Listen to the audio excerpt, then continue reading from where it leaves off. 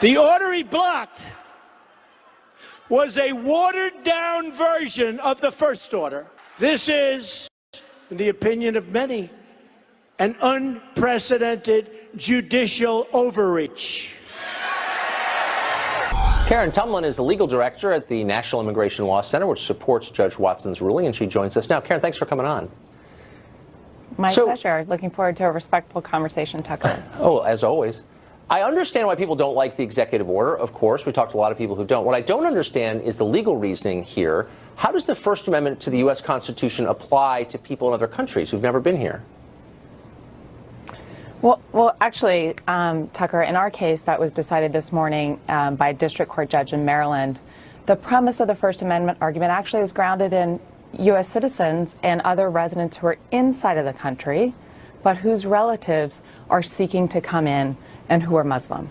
Right, but they're not U.S. citizens and they're not in the country, but we're now expanding, or this judge or these judges are now expanding the coverage of the First Amendment to our Constitution to foreigners who aren't here, have never been here, and have no legal right to be here.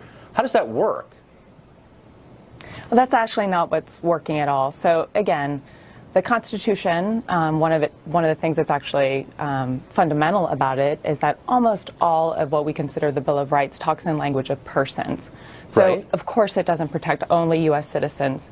And like I was explaining, one of our plaintiffs in the case that was decided in the wee hours of the morning in Maryland involves individuals like Jane Doe 2, who is a permanent resident here in the United States and whose sister is abroad and who's seeking to come in as a refugee. Right. So to kind of twist and say these cases are only about folks outside of the U.S. with no connection here, who don't have family, who has a right to reunify is actually a misreading of the law. Okay. Well, there's no constitutional right to reunify, as you know, and this decision is rooted in a reading of the Constitution, which, again, for the third time, I don't think I'm misreading it, extends that constitutional right to a non-citizen who's not in the country. That's not the traditional way we understand it. And my question is, does that mean that the other First Amendment rights, the right to the freedom of speech, freedom of assembly, freedom of the press, do we guarantee those also for people who aren't here? Think about the ramifications of this. So here's what's really in the court's rulings. And so here we're talking, we have so far on Muslim Ban 2.0, 2 rulings, one in Hawaii and one in Maryland. Right. And what they say is a key principle of what our country was founded on is you can't have a state-sanctioned policy that disparages or disfavors a religion. And there's evidence that that's what Muslim Ban 1 and Muslim Ban 2 was intended to do with respect to Islam. And for that reason, it must be blocked.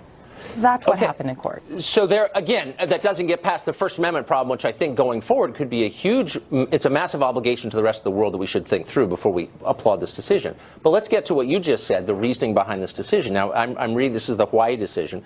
It says that the executive order was issued with a purpose to disfavor a particular religion in spite of its stated religiously neutral purpose. In other words, we're inferring the motive of the people who wrote it based on, I don't know, news stories, clairvoyance, our own deep insight into human nature. How exactly would they know that? I mean, that's kind of a reach, no? Not at all. I mean, unfortunately, the truth is that there is an incredibly long trail of evidence from the president himself. When he was a candidate, when he was campaigning, he pledged that one of the key things he would do as president was to enact a far-reaching Muslim ban. And the courts have looked at all of this evidence on the campaign trail, in the executive order itself, statements made by the drafters afterwards, statements made by the president, and said this is the highly unique case where we can tell, and it's clear under the law, that this intent here was to disparage Islam and to ban Muslims. It's just hilarious that they somehow know. I mean, first of all, this is not a far-reaching Muslim ban, as you know. It applies to 6 countries that do not constitute the majority or even close of Muslims around the world, but that they can know what's in the heart of the person who wrote it. I'm not sure that's a precedent we want to run with for future decisions, or maybe you think it is. Well, I mean, I actually think it is. I mean, again, one of the beauties of the Constitution is you don't have to violate the constitutional rights of every person in the United States to violate the Constitution. If someone violates your free speech rights, Tucker, that's a violation regardless of whether they violate mine. Right. So I mean, I can see you're making the argument that, you know, Trump has all kinds of bad intentions. Okay, we could debate that. You don't like the ban, fine. But I don't understand where in the Constitution it says that people from Somalia have a right to come to the United States. Where I haven't seen, where is that? So again, that's not what the courts are finding. What they're finding is in the Constitution, the Establishment Clause, which in fact, right, the founders of our country were fleeing religious persecution. And in their wisdom, they said, we don't want a government that either puts on a pedestal or disparages a certain religion because we know what the consequences of that are. And that's what the decisions are saying. They're saying no one's above that basic constitutional boundary, even the president. No, it's saying that no one around the world is not covered by the U.S. Constitution. And so, like, if you apply the standard, look, again, not just with reference to this case, but because court cases do establish precedents that future generations build upon, I think it's worth unpacking a little bit. So we've instituted bombing campaigns, more than 20 of them, over the past 25 years, against Muslim-majority countries. In fact, I think exclusively against Muslim-majority countries. And we've been doing that because of religious problems in those countries. Under this standard, a judge, some random judge somewhere could say, no, you cannot go to war, pick a country, Syria, Yemen, Somalia, because it has a disproportionate impact on Muslims. It's anti-Muslim. Don't you see that could be a problem? Look, I actually think that's really extreme. I think that one thing that you and I can definitely both agree on is that we want this country to be safe, and we can agree on the rule of law. And unfortunately, you know, as someone who's before these courts all the time, that's not what you get from one decision, that you get this outrageous boundary stretch. What we've got from these decisions is, and again, taking the case that I've been working on, the court said your specific plaintiffs have a right to bring this lawsuit because of their connections to the United States. And based on the evidence, I see a violation here. I see an executive order based on its evidence that disparages Islam.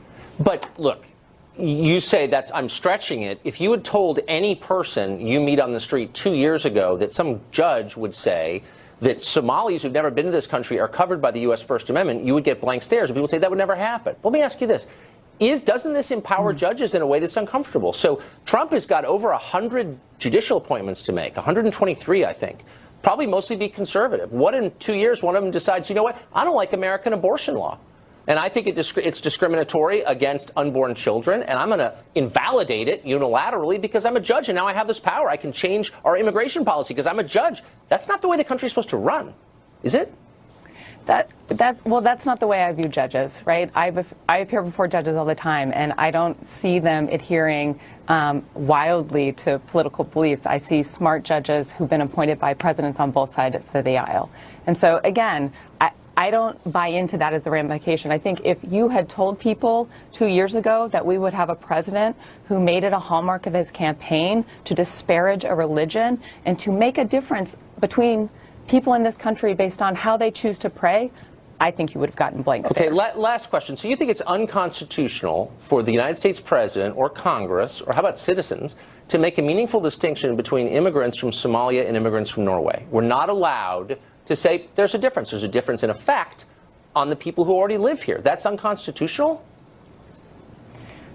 At no time did I say that. That's the basic conflation. That's a problem with this executive order. What I'm saying is the fundamental principle of the First Amendment Establishment Clause is the U.S. government cannot favor or disparage a religion. You talked about countries. So I'm talking about freedom to pray. So for like 20 years, the official U.S. policy was to give preference in emigration from the Soviet Union to the United States to Jews living in a very anti-Semitic world under Soviet communism. And that was our policy. Do you think that was unconstitutional? I think you're citing the Lautenberg Amendment, which was duly passed by Congress after specific evidence of persecution of a specific group, and I do not think that was unconstitutional. I think it was a specific legislated bicameral response to a problem of persecution. Not true. That was happening long before Frank Lautenberg was serving in the Senate. And it made common sense. These are people who are suffering because of their religion. I mean, religion played a role in the decision, and nobody said boo because it was the right thing to do. So, but that's unconstitutional now. No, no one said that's unconstitutional now.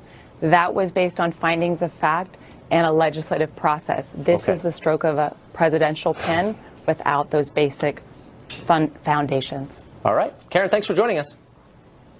My pleasure. Thank you, Tucker.